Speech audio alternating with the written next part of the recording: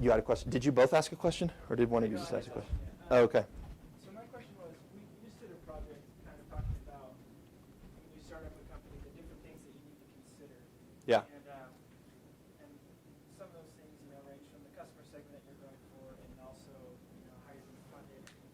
Yeah. I guess, how did you do that part of your analysis before you, as you were starting out? How did you take your idea from, okay, this is what we want to do, to, okay, this is how we're going to fund it, this is who we're going to partner with, this is... Didn't have all that figured out. So the answer and our approach to our business was like, take a step. It wasn't sort of have a well-calculated plan, be all geared up, buttoned up, and then hit the market. Like, you can actually waste a lot of money, and it can be very disappointing. We found that it's like, and there's a balance because you want a good product, right? We're dealing with American universities who are distinguished and who have brands, and so we were really sure that our product was solid before we took it. But at the same time, we had to iterate. So our approach was go in with something and test it and see what people say. So if for example, you're raising money, we knew we wanted to go try to raise money in the Bay Area, in Silicon Valley, and other places. So we started with some, frankly, investor groups that we knew we frankly wouldn't take their money, even if they offered it, because it was a great training ground, right? We entered the BYU e-business plan competition and had a lot of feedback and won that. We did the Utah Entrepreneur Challenge, happened to win that. But those are chances where you get to test what you have, throw it against the wall. Part of it is, nothing, I think, puts me off more sometimes than when the investors and the sort of seasoned people talk down to you or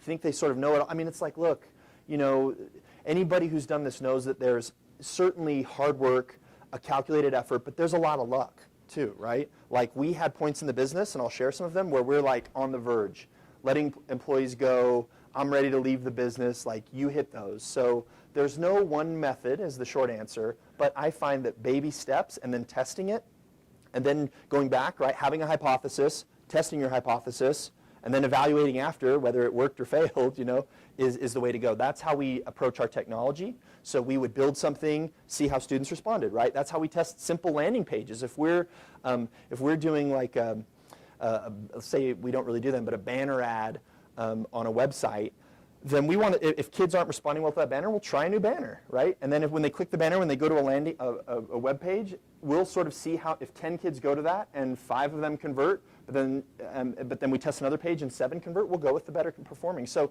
sometimes you have a plan, but you got to get comfortable with being like, I've got to have a plan, and then another plan, then another plan. You just have to be comfortable with that iterative process, if that makes sense. Let me jump back in a little bit, and then we'll go to some questions. So family, some of my family, grandpa. So you talked a little bit about our idea coming in. This is sort of product. This is early on what it looked like. Talked a little bit about setting up shop. So early team, skin in the game, location, right? So we found, and I think you're getting at this a little bit. We found that this is like the common, you start talking to investors and everybody wants to know, how do you scale your business and how big can this business be? There's this idea of like up and to the right, right?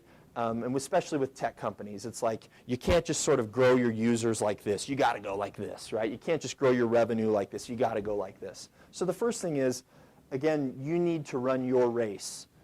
And I think it probably applies to more things, but I don't want to presume to know what's going to work for you. All I can say is I found this, is there were points in the business where you have trade-offs. Our trade-off in our business, can anybody guess?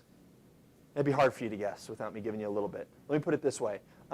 So optimizing for money and optimizing for user experience, meaning getting students to come to our site was critical to our business. If we didn't have the students, schools wouldn't want it, right? When we would talk to schools early on, they would say, oh, how many users do you have?